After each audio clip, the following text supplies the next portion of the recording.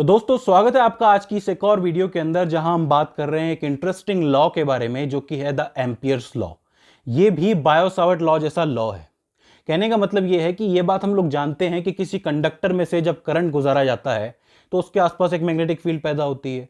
उस magnetic field और electric current के बीच में अगर हमें रिलेशन निकालना हो तो हम बायो-सावर्ट लॉ का यूज करते हैं। लेकिन जिस टाइम पीरियड में बायो-सावर्ट लॉ आया था उसी टाइम पीरियड में एम्पियर का लॉ भी आया था। ये बिल्कुल अल्टरनेटिव था, यानी कि एक लॉ का यूज नहीं करना है तो दूसरा कर लो। तो ये जो एम्पियर का लॉ है ये भी मैग्नेटिक फील्ड और इलेक्ट्रिक करंट के बीच में एक रिलेशन दिखाता है। कैसे? देखिए, एम्पियर जो थे उन्होंने एक बात कही थी कि अगर आप एक कंडक्टर लें सीधा, ठीक है, और उसके अंदर से करंट आए गुजरवाएं, उसके आसपास मान लीजिए कि एक लूप रखा हुआ है, रियल लूप लगा हुआ है, और ये बात हम जानते हैं कि आसपास एक मैग्नेटिक फील्ड पैदा होगी। तो एम्पियर ने यह कहा कि जितना करंट मैं इसके अंदर अप्लाई करूंगा उतनी ही मैग्नेटिक फील्ड पैदा होगी। तो उन्होंने पहले सीधे सीधे लिख दिया B is equals to I. B जो है वो मैग्नेटिक फील्ड है और आई इज इक्वल्स टू है वो करंट है, ठीक है। लेकिन ये बात हम जानते हैं कि उस करंट से जब हम दूर जाते हैं तो मैग्नेटिक फील्ड कमजोर पड़ती जाती है, ये बात तो हमें पता है।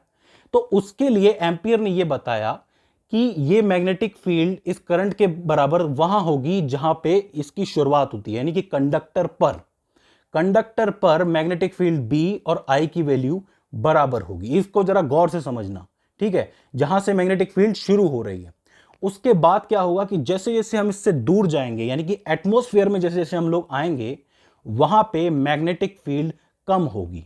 वो इसलिए होगी कि बाहर की एक कैरेक्टरिस्टिक है, मतलब एटमॉस्फेयर की एक कैरेक्टरिस्टिक है या फिर फ्री स्पेस की एक कैरेक्टरिस्टिक है जो मैग्नेटिक फील्ड को बहने से रोकेगी, और उस कैरेक्टरिस्टिक को हम कहेंगे परमिएबिलिटी म्यू नॉट से हम लिखते हैं। फ्री स्पेस के लिए मान लेते हैं म्यू नॉट है, तो म्यू नॉट से उन्होंने लिख दिया B इज इक्वल्स टू में म्यू नॉट आई।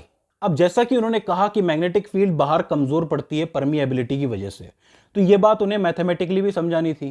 तो उन्होंने ये कहा कि जैसे आपका करंट है, मतलब वायर जो है, उस वायर के ऊपर मान लो कि 500 है, मतलब 500 आई बह रही है, धारा बह रही है, करंट बह रहा है।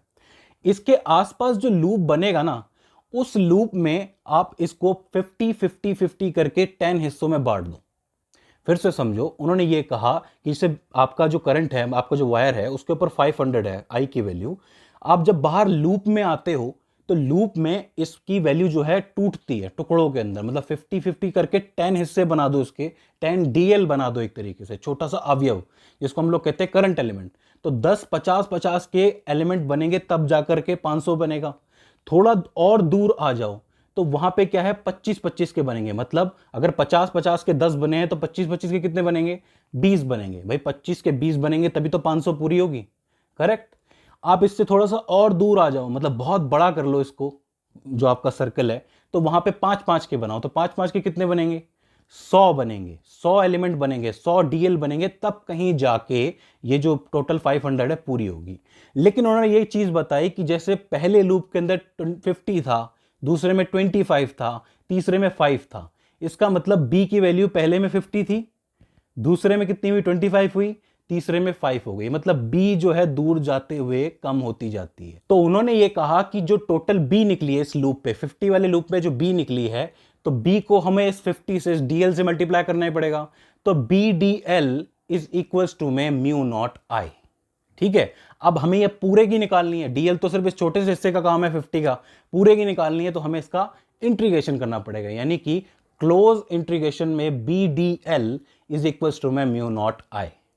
एक बार फिर से समझ लीजिए, भाई एम्पियर ने यह कहा कि हर एक लूप के साथ मैग्नेटिक फील्ड कमजोर पड़ रही है। मतलब पास वाले लूप का जो DL है वो 50 है, उससे थोड़ा और दूर में 25 है, उससे थोड़ा और दूर में 5 है। इसका मतलब क्या हुआ, इसका मतलब ये हुआ कि थोड़ी थोड़ी डिस्टेंस के साथ जो मैग्नेटिक फील्ड की वैल्यू है DL के साथ वो कमजोर पड़ती जाती है। यानी कि हर लूप में पर सेंटीमीटर या फिर पर मीटर में मैग्नेटिक फील्ड कमजोर पड़ती जाती है, 50, 25, 5। इस BDL को उन्होंने मैग्नेटिक फील्ड का लाइन इंटीग्रल कहा। भाई सोच के देखिए कि मैग्नेटिक फील्ड इस DL के अंदर है, जब पूरे का हम इंटीग्रेशन कर देंगे तो ये लाइन इंटीग्रल बनेगा, ठीक है। तो उन्होंने कहा कि ये है मैग्नेटिक फील्ड का लाइन इंटीग्रल, और ये है टोटल करंट, और ये है परमिएबिलिटी। तो उनका स्टेटमेंट क्या बना, line integral of the magnetic field is mu naught times the total current of threading to the loop, यानी कि line integral of the magnetic field B is mu naught times threading to the current, मतलब threading to the loop, मतलब इस loop में से जितना current thread होके जा रहा है, एक तरीके से आप समझ लो थ्रेड होने का मतलब है इस तरीके से निकल रहा है, ठीक है। तो हमें क्या है, इस टोटल करंट को किससे मल्टीप्लाई करना पड़ेगा, म्यू नॉट से। तो इस लाइन इंटीग्रल की वैल्यू निकल के आएगी, line integral of magnetic field, यानी कि मैग्नेटिक फील्ड की वैल्यू निकालने के लिए हमें टोटल करंट को मल्टीप्लाई करना पड़ेगा परमिएबिलिटी से। तो ये था उनका स्टेटमेंट। तो इस तरीके से एम्पियर लॉ बना। सो आई होप दोस्तों आपको एम्पियर लॉ समझ में आया हो। मैंने सिंपल से सिंपल लैंग्वेज में समझाने की कोशिश की है। इसके बाद भी आपको कोई क्वेरी आती है तो आप हमें कमेंट सेक्शन में पूछ सकते हैं और इस वीडियो को दोबारा देख सकते हैं। सो फ्रेंड्स, आज की इस वीडियो के अंदर बस इतना ही। See you in the next one.